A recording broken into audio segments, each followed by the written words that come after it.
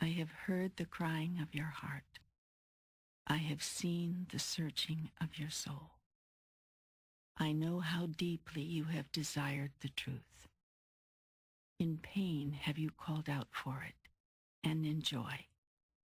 Unendingly have you beseeched me, show myself, explain myself, reveal myself.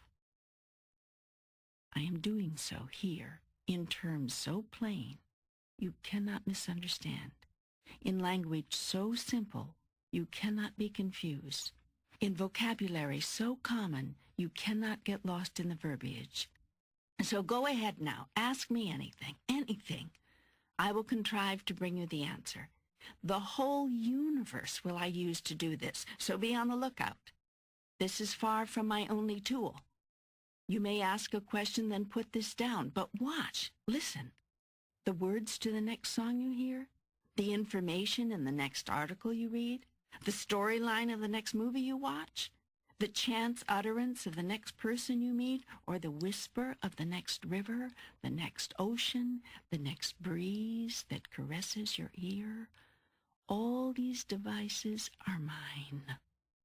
All these avenues are open to me. I will speak to you if you will listen. I will come to you if you will invite me. I will show you then that I have always been there, always.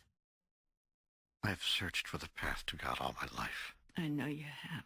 And now, I've found it, and I can't believe it.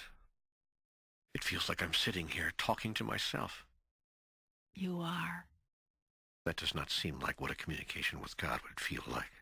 You want bells and whistles? I'll see what I can arrange. You know, don't you, that there are those who will call this a blasphemy, especially if you keep showing up as such a wise guy. Let me explain something to you. You have this idea that God shows up in only one way in life. That's a very dangerous idea. It stops you from seeing God all over. If you think God looks only one way or sounds only one way or is only one way, you're going to look right past me night and day. You'll spend your whole life looking for God and not finding her because you're looking for a him. I use this as an example. It has been said that if you don't see God in the profane and the profound, you're missing half the story. That is a great truth. God is in the sadness and the laughter, in the bitter and the sweet. There is a divine purpose behind everything, and therefore a divine presence in everything. Well, I once began writing a book called God is a Salami Sandwich. That would have been a very good book. I gave you that inspiration. Why didn't you write it? Well, it felt like blasphemy, or at the very least horribly irreverent. You mean wonderfully irreverent. What gave you the idea that God is only reverent? God is the up and the down, the hot and the cold, the left and the right, the reverent and the irreverent. Think you that God cannot laugh? Did you imagine that God doesn't enjoy a good joke? Is it your knowing that God is without humor? I tell you, God invented humor. Must you speak in hushed tones when you speak to me? Are slang words or tough language outside my ken? I tell you, you can speak to me as you would speak with your best friend. Do you think there is a word I haven't heard? A sight I have not seen? A sound I do not know? Is it your thought that I despise some of these while I love the others? I tell you, I despise nothing. None of it is repulsive to me. It's life, and life is the gift, the unspeakable treasure, the holy of holies. I am life, for I am the stuff life is. Its every aspect has a divine purpose.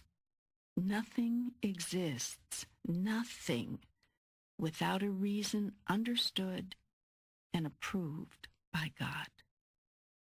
How can this be? How can this be?